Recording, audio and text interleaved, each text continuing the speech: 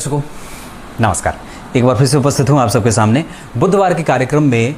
15 अक्टूबर 2023 से लेकर के 24 अक्टूबर 2023 तक शारदीय नवरात्र त्यौहार मनाया जाएगा। इस नवरात्रि में आप अपने घर में दुर्गा सप्तशती का कैसे आसानी से और बहुत ही सरलता से संपूर्ण फलों के प्राप्त होने के लिए कैसे उसका पाठ करें, इसी के बारे में कार्यक्रम लेकर के उपस्थित हूँ। शुरू करते हैं आज का कार्यक्रम। कहीं नहीं जाना है, सबसे पहले पसंद का बटन दबाएं, उसके बाद जय श्री कृष्णा लिखने के बाद डेट ऑफ बर्थ, टाइम और प्लेस लिखने के साथ अपने प्रश्न भी अवश्य लिखें और रविवार को सुबह का कार्यक्रम अवश्य देख लिया जाए।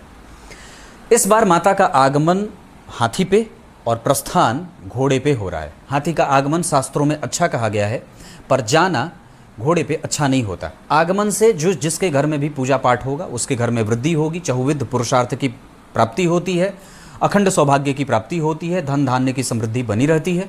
पर जाना व्यक्ति को भयंकर विपदा में भी डालता है। इस वजह से बहुत ही सावधानी की आवश्यकता होगी। इस बार 15 अक्टूबर से लेकर के 24 अक्टूबर के बीच में जो घट स्थापन की स्थिति होगी 15 अक्टूबर को वो 11:44 सुबह से लेकर के 12:30 बजे दिन तक है। क्लियर है? अब आपको मैं विशेषतया मुख्य कार्यक्रम पे लेके आता हूँ।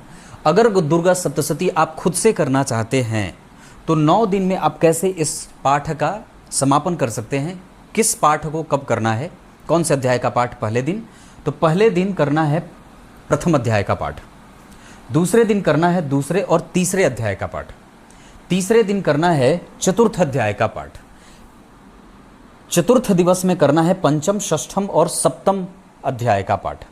मतलब चौथे दिन आप करेंगे 5वें अध्याय का पाठ, उसके बाद 6वें, उसके बाद फिर 7वें अध्याय का पाठ। 5वें दिन करेंगे 9वें अध्याय का पाठ, 6वें दिन करेंगे 11वें अध्याय का पाठ, 7वें दिन करेंगे 12वें अध्याय का पाठ और 8वें दिन करेंगे रहस्य त्रय से हवन और क्षमा प्रार्थना, और 9वीं के दिन होगा कन्या भोज। ये 9 दिनों का त्यौहार ऐसे होता है। ये आप एक एक अध्याय का पाठ भी प्रत्येक दिन करते हैं जैसे सामान्यतया होती है, पर अगर आपके पास ये विधि भी है तो निस्संदेह ये भी बड़ा ही सार्वकालिक होता है और इसका परिणाम बड़ा अच्छा मिलता है। अंतिम दिन अगर हो सके तो कन्या के भोजन के साथ ब्राह्मणों का भोजन भी अवश्य कराना चाहिए और दान अवश्य देना चाहिए। दुर्गा सप्तशती के बारे में अगर मैं इतनी आपको बात बताऊं तो जो व्यक्ति प्रत्येक दिन सिर्फ कवच का भी पाठ करता है तो उसको धन धान्य और सुख समृद्धि की कमी नहीं होती है, उसका शरीर भी रोग से मुक्त रहता है। अगर आप ये करें तो भी बहुत अच्छा रहे।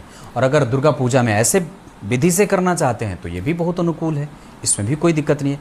मैं ये छोटा सा कार्यक्रम आपके सामने इसलिए लेकर के उपस्थित हुआ था ताकि आप लोगों को एक अलग तरीके से दुर्गा पूजा की विधि बता दूं या फिर दुर्गा के पाठ की विधि बता दूं। माता के पाठ को लेकर के हमारे दिमाग में कोई संशय ना हो, इस वजह से ही मैंने आप लोगों को ये बात बताई है। आपका जो भी मन में, जो भी आपके दिमाग में जो भी संकल्प है, आप उसे रख करके और इस तरीके से भी पाठ की विधि को पूरी कर सकते हैं। तब तक के लिए बहुत बहुत नमस्कार।